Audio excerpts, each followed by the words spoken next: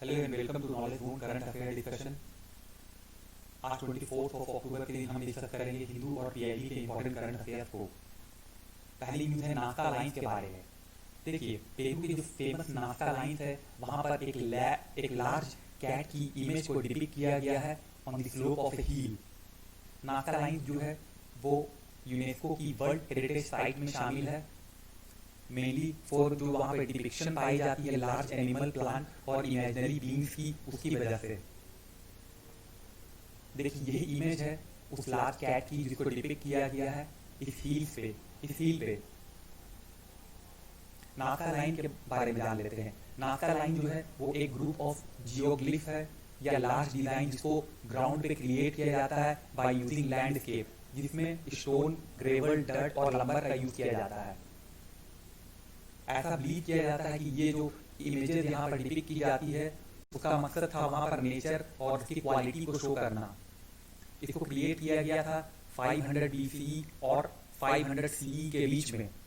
वहाँ के जो लोग थे उस समय के, वो उस डेजर्ट फ्लोर पे क्या करते थे, या तो डिप्रेशन क्रिएट करते थे या फिर उस डेजर्ट फ्लोर को कट करते थे और वहाँ पर इस तरह के इमेज को क्रिएट करते थे बाय यूजिंग डर्ट। देखिए, नाज़का लाइन की जो लोकेशन है वो कहाँ है, ये पेरू है और ये जो एरिया है ये नाज़का लाइन का एरिया है। इधर आपकी पैसिफिक ओशन है और ये पेरू जो है ये ब्राज़ील से इसकी बॉर्डर टच कर रही है। इधर बोलीविया है, इधर चिली है। तो आपको पूछा जा सकता है इससे सवाल, तो एक बार एटलीस्ट आप इस पर ध्यान दें।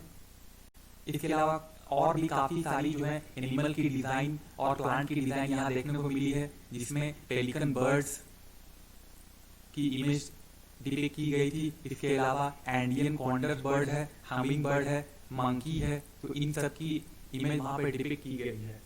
इसमें कई सारे ज्योमेट्रिकल शेप्स भी फाउंड किए गए थे, जैसे ट्राइंगल, ट्रेपेजॉइड, स्पाइरल और इस तरह के जो भी इमेज जो वहाँ पर फाउंड किए गए थे इसको एसोसिएट किया जाता है एस्ट्रोनॉमिकल फंक्शन से। ये लाइन जो है उसको पहली बार 1927 में डिस्कवर किया गया था और इसके बाद 1994 में यूनेस्को ने इसको वर्ल्ड हेरिटेज साइट घोषित कर दिया था। अगली न्यूज़ है G20 anti corruption working group के बारे में। यहाँ पे यूनियन मिनिस्टर ने एड्रेस किया first ever ministerial meeting of G20 anti corruption working group को। इंडिया ने यहाँ पे कमिट किया है जीरो टॉलरेंस के लिए against corruption and unaccounted money के अगेंस्ट। यहाँ पर फोकस था G20 मीटिंग का कि कॉम्बैट किया जा सके सीरियस इमर्जिंग चैलेंजेस जो है फ्यूजिटिव इकोनॉमिक ऑफेंडर के अगेंस्ट, और जो भी एसेट्स हैं जो कि नेशनल जुरिडिक्शन के बाहर आती हैं उन पे फोकस किया गया।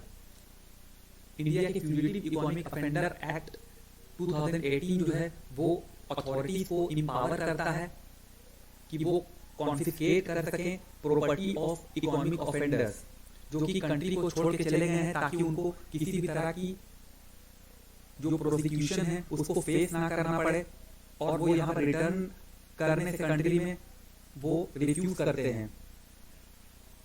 फ्यूजिटिव इकोनॉमिक ऑफेंडर कौन होते हैं? देखिए, वैसे पर्सन जिनके खिलाफ में वारंट इशू किया जाता है फॉर कमिटिंग एन ऑफेंस, जो की लिस्ट होती है इकोनॉमिक ऑफेंडर एक्ट 2018 के अंदर।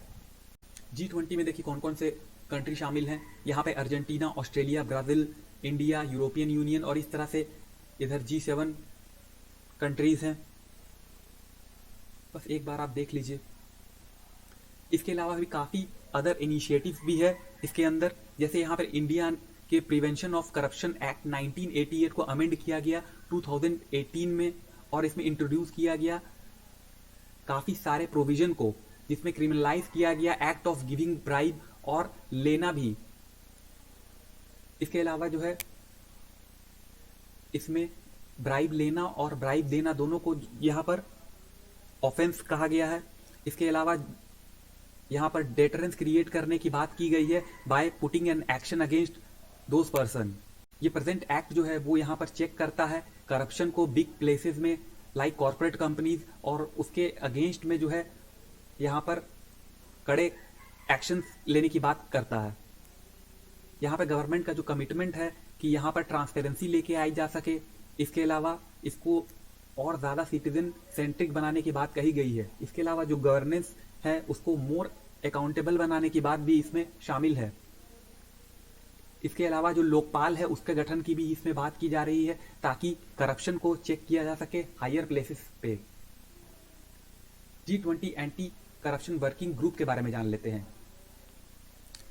जून 2010 में टोरंटो समिट के दौरान G20 anti corruption working group को सेटअप किया गया था। इसका प्राइमरी गोल था कि प्रिपेयर किया जा सके कॉम्प्रिहेंसिव रिकमेंडेशन को, ताकि यहाँ पर G20 जो है वो प्रैक्टिकल और वैल्यूएबल कंट्रीब्यूशन कर सके इंटरनेशनल एफर्ट में, ताकि करप्शन के अगेंस्ट में कॉम्बैट किया जा सके।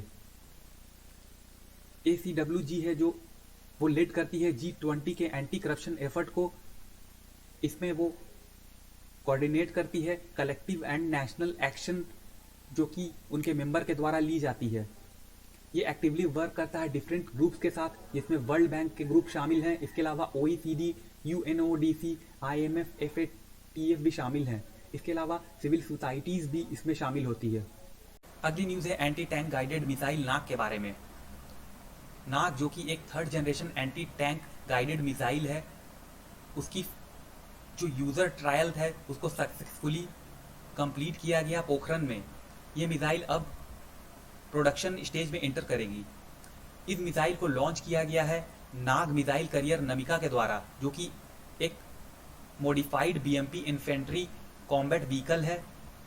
अगर इसकी कैपेबिलिटी की बात की जाए तो ये अप टू 6 कॉम्बैट मिसाइल को कैरी कर सकती है।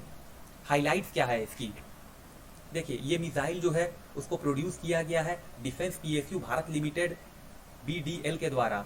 इसके अलावा अगर नाग मिसाइल करियर नमिका की बात की जाए तो इसको ऑर्डिनेंस फैक्ट्री मेडक के द्वारा प्रोड्यूस किया गया है। इस मिसाइल में फायर एंड फॉरगेट टेक्नोलॉजी का यूज किया गया है। इसके अलावा top attack capability with passive homing guidance भी शामिल है। पैसिव होमिंग गाइडेंस जो होती है इसमें इंफ्रारेड लाइट इमिशन का यूज किया जाता है टारगेट को ट्रैक करने के लिए और फॉलो करने के लिए। तो इसकी मदद से दुश्मन के जो यहाँ पर टैंक्स होंगे उनको डिफीट किया जा सकता है।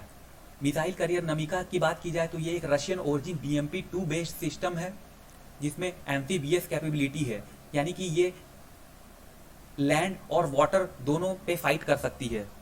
नाग मिसाइल को डेवलप किया गया है ताकि वो एनिमीज के जो टैंक्स हैं उनको डिस्ट्रक्ट कर सके और न्यूट्रलाइज कर सके।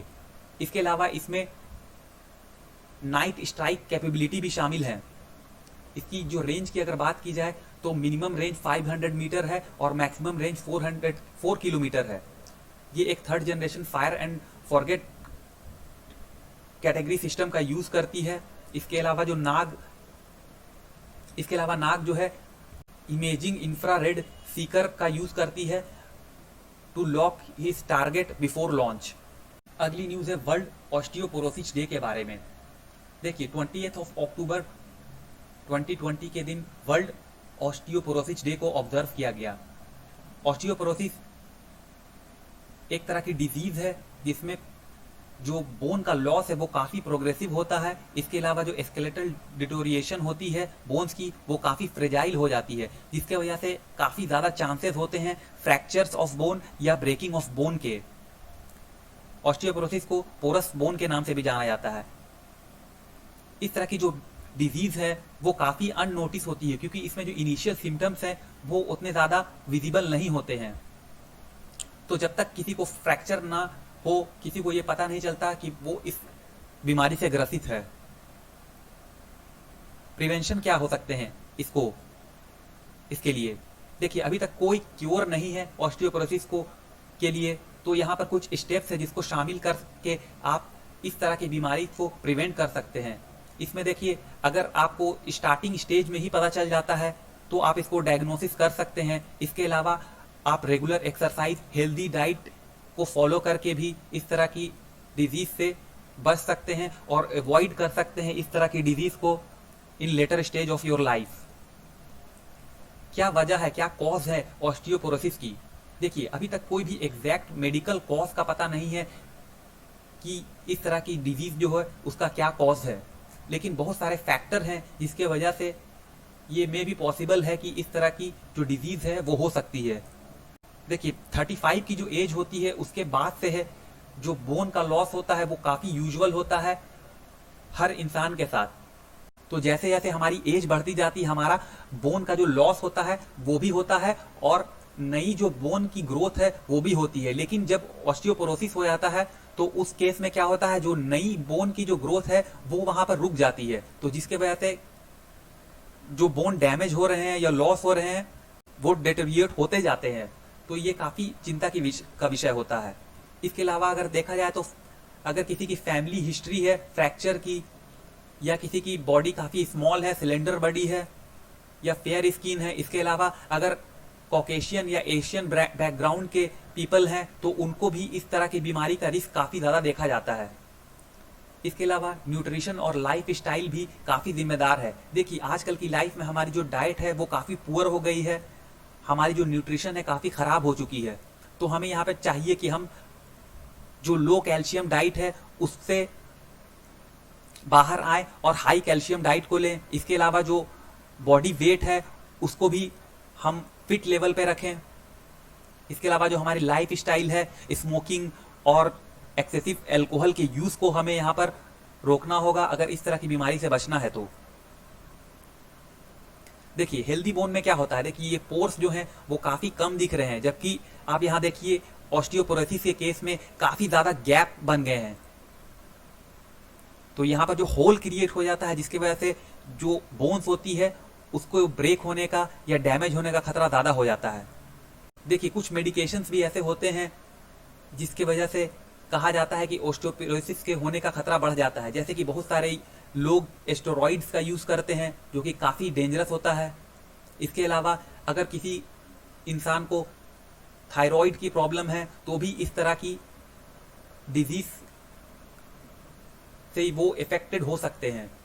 अब कुछ इंपॉर्टेंट इंफॉर्मेशन उसको जान लेते हैं। वर्ल्ड ऑस्टियोपोरोसिस डे जिसको 20 अक्टूबर को ऑब्जर्व किया जाता है एनुअली, इस दिन एक लॉन्ग कैंपेन भी लॉन्च किया जाता है जिसका मकसद होता है कि जो ग्लोबली इसके अवेयरनेस को रेस किया जा सके। इसके अलावा किस तरह से इसको प्रिवेंट किया जा सकता है, डायग्नोस किया जा सकता है और इसकी ट्रीटमेंट किस तरह से की जा सकती है उस पर फोकस होता है। इसके अलावा इसको ऑर्गेनाइज किया जाता है इंटरनेशनल ऑस्टियोपोरोसिस फाउंडेशन IOF के द्वारा, जो कि एक नॉन गवर्नमेंटल ऑर्गेनाइजेशन है। इसको 1998 में फाउंड किया गया था। इसका हेडक्वार्टर नायोन स्विट्जरलैंड में है। अगली न्यूज है lost river of Thar desert के बारे में। रिसर्चर्स को यहाँ पर कुछ एविडेंस मिले हैं। लॉस्ट रिवर जो कि एग्जिस्ट करती थी 172,000 year ago at central Thar desert Bikaner के पास। यहाँ पे कहा जा रहा है कि ये रिवर जो थी उस समय की जो ह्यूमन पॉपुलेशन थी उनके लिए एक लाइफ लाइन के तौर पर थी। फाइंडिंग्स में ऐसा भी पाया गया है कि रिवर की एक्टिविटी जो थी नाल क्वेरी रीजन में वो काफ़ी ज़्यादा थी। इसके अलावा जो स्टोन एज की पॉपुलेशन थी वो काफ़ी डिफरेंट थी जो अभी लैंडस्केप को वहाँ पर एनकाउंटर किया गया है उससे। इसके अलावा यहाँ पर ऐसे भी एविडेंस देखने को मिले हैं कि ये जो रिवर वहाँ फ्लो करती थी 172 ईयर एगो, वो ऑलमोस्ट 200 किलोमीटर की दूरी पे थी मॉडर्न रिवर से। इसके अलावा घग्गर हाकड़ा रिवर की भी एक्टिविटी वहाँ पर देखने को मिली थी। इस रिवर की जो एक्टिविटी थी वो काफ़ी ज़्यादा देखने को मिली थी उस समय भी जब मॉनसून काफ़ी वीक था उस रीजन में, और इसकी जो एक्टिविटी थी वो ऑलमोस्ट कंटिन्यू रही 95 to 78,000 ईयर्स तक। कुछ इंपॉर्टेंट इंफॉर्मेशन उसको जान लेते हैं। थार डेजर्ट के बारे में यहाँ पर जान लेते हैं। थार डेजर्ट को ग्रेट इंडियन डेजर्ट के नाम से भी जाना जाता है। ये एक लार्ज एरिड रीजन है in north western part of Indian subcontinent. इसके अलावा ये एक नेचुरल बाउंड्री का फॉर्मेशन करता है between India and Pakistan. Thar desert जो है वो एक्सटेंड करता है Aravalli hills in northeast region and great run of Kutch along the coast and the alluvial plain of Indus River in the west and northwest। जो 85% of Thar desert है वो India में located है। इसके अलावा 15% पाकिस्तान में लोकेटेड है। More than 60% of the desert lie in Indian state of Rajasthan, जो कि एक्सटेंड करता है गुजरात, पंजाब और हरियाणा में। पाकिस्तान में ये चोलिस्तान डेजर्ट के नाम से एक्सटेंड करता है। तो ये थी आज की सारी information. Thank you very much for discussion.